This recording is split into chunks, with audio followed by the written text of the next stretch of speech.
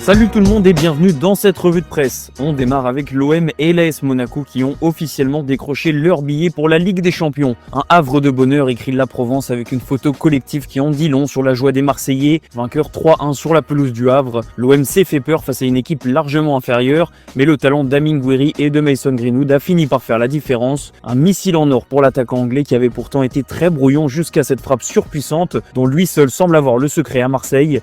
Greenwood a porté l'OM vers un succès capital, synonyme de qualification directe en Ligue des Champions. L'AS Monaco aussi a fait le job à domicile face à l'Olympique Lyonnais. Les Monégasques l'ont emporté 2-0 et vu les résultats des concurrents, Monaco a confirmé son billet pour la Ligue des Champions pour la deuxième saison consécutive. Un dénouement assez logique pour les deux équipes puisque Marseille et Monaco sont les deux clubs qui ont été le plus souvent sur le podium cette saison, juste derrière le PSG. Il restera une rencontre samedi prochain pour obtenir la deuxième place. Maintenant, focus sur les grands perdants de cette 33e journée de Ligue 1, à commencer par l'OL qui a encore une fois tout gâché.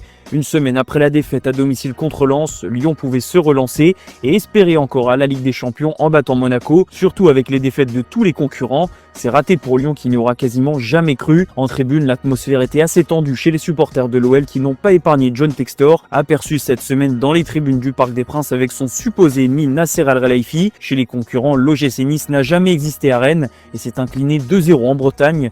Les Aiglons ont au moins la chance de rester 4e et en cas de victoire contre Brest samedi prochain, ils devraient conserver leur place sauf carton énorme de Lille. Coup d'arrêt aussi pour Strasbourg qui a perdu 2-1 à Angers. Les Alsaciens voient leur série se terminer une semaine après la belle victoire contre le PSG. Paris justement l'a facilement emporté à Montpellier. Un succès 4-1 avec un triplé de Gonzalo Ramos dans un match sans aucune importance pour les deux clubs. En bas, c'est Saint-Etienne qui s'offre le droit d'y croire avec sa victoire 2-0 sur le stade de Reims.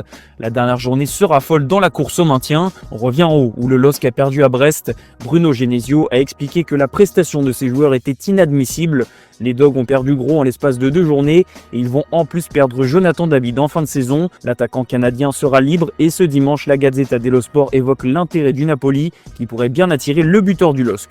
On file en Espagne où on va assister au 4e Classico de la saison. La presse catalane est derrière son club en reprenant le chant mythique du Barça. En cas de succès, Barcelone mettra très sûrement un terme au suspense en Liga. En revanche, comme le titre marqua, cette 3e finale pourrait bien tourner à l'avantage du Real et donc dans ce cas relancer totalement la course au titre. D'ailleurs, c'est ce qu'écrit le journal AS, Liga morte ou Liga nouvelle. Tout va se jouer sur ce 4e Classico de la saison. On rappelle que les 3 premiers ont été remportés par Barcelone. Hansi Flick aborde le match tranquillement en expliquant qu'il ne regarde pas le classement et qu'il le prépare comme les autres, même si le Barça aura un goût de revanche personnelle quelques jours après l'élimination difficile contre l'Inter. Pour Lamine Yamal, c'est l'une des dernières occasions de se vendre pour le Ballon d'Or. La pépite espagnole a frappé fort ces dernières semaines, notamment en Ligue des Champions. En cas de nouvelles grosses prestations dans un Classico, Yamal serait l'un des grands favoris.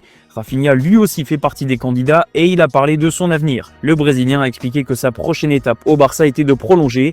Il est lié au club jusqu'en 2027 et son nom est souvent associé à l'Arabie Saoudite, mais Rafinha est très clair, il veut continuer l'aventure avec le FC Barcelone. Vinicius Junior lui aussi devrait prolonger mais au Real Madrid. Justement, AS fait le point sur les clés de cette prolongation très importante. Plusieurs détails sont à noter, il va prolonger jusqu'en 2030, il devrait toucher 100 millions d'euros sur 5 ans, soit le plus gros salaire du club à égalité avec Kylian Mbappé. Il touchera évidemment une prime en cas de trophée The Best ou de Ballon d'Or et enfin sa clause est fixée à 1 milliard d'euros. Un mot rapide sur l'autre club de Madrid, l'Atlético. Les colchoneros sont étriés la Real Sociedad hier soir grâce à un quadruplé en 30 minutes d'Alexander Sorloth, dont un triplé en 4 minutes. Direction l'Allemagne où le Bayern Munich a fait ses grands adieux à l'une des plus grandes légendes de son histoire et même une légende du foot, Thomas Müller. Il a disputé son dernier match avec le seul club de sa carrière hier à domicile et pour fêter ça, Müller a pu célébrer le 34e titre de champion de l'histoire du Bayern. Des adieux émouvants pour un joueur qui aura marqué les 15 dernières années en remportant notamment 2 Ligues des Champions avec le Bayern. Les supporters lui ont rendu un magnifique hommage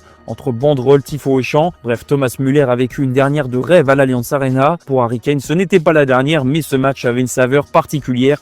Il a enfin pu célébrer un titre dans sa carrière. Le grand maudit est champion d'Allemagne et on a pu le voir sur son visage. Il n'a pas contenu sa joie, à tel point que l'Angleterre a salué ce premier titre. Justement, en parlant de l'Angleterre, il y en a un qui pourrait la quitter pour retourner en Allemagne, c'est Jadon Sancho. Retour raté en Première Ligue pour l'ancien joueur du Borussia Dortmund qui est suivi de près par le Bayer Leverkusen. Une fois de plus, Jadon Sancho pourrait miser sur la Bundesliga pour se relancer. Match nul hier entre Manchester City et Southampton, prestation décevante des Sky Blues et aussi d'Erling Haaland qui faisait son grand retour de blessure. Ce dimanche, Liverpool reçoit son dauphin Arsenal. Aucun réel enjeu sportif si ce n'est l'avant-dernière à domicile de Trent Alexander-Arnold. Arne Slot regrette son départ mais prend ça comme un challenge. Bruno Fernandes lui aussi pourrait aller voir ailleurs. Le métronome de Manchester United a reçu une troisième offre en provenance d'Arabie Saoudite. De quoi le faire cogiter. Un mot enfin sur l'Italie. La Juve a été rejointe à la 96e minute hier par la Lazio Rome dans le choc pour la 4e place. Aujourd'hui, c'est Naples et l'Inter qui vont continuer leur lutte à distance pour le Scudetto. Les Napolitains reçoivent le Genoa tandis que l'Inter se déplace sur la pelouse du Torino. Pour rappel, seulement 3 points séparent Naples, le leader de l'Inter. Voilà, c'est la fin de cette revue de presse les amis.